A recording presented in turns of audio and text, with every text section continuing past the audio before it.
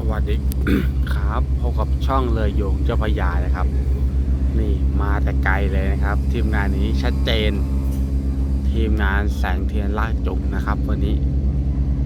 ใช้ทั้งหมดกี่หัวเรือลากใช้ทั้งหมด4หัวเรือลากนะครับ ทีมงานแสงเทียนลากจุงนะครับ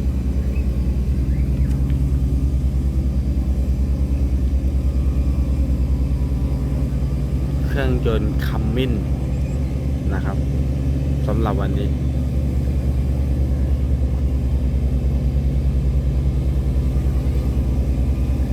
ลั่นมาแต่ไกลเลยนะครับ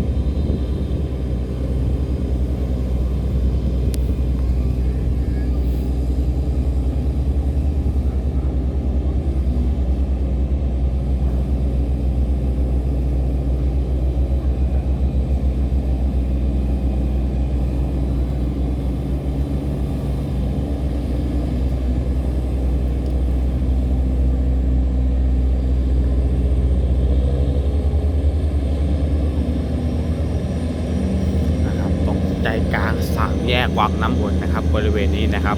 มีเสี่ยวมีรุ่นกันตลอดเวลานะครับแต่พี่ๆก็เดินทางฝ่าฟันมันมาได้นะครับนี่ครับมาดูแท็กติกนะครับแท็กติกแต่ละทีมนะครับผมวันนี้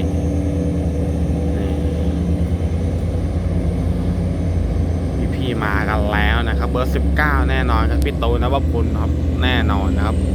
สุดยอดฝันท่วมขมงชงเชงมาเลยนะครับแน่นอนมาผ่านจุดนั้นมาแล้วนะครับก็ขึ้นสู่ทางตรง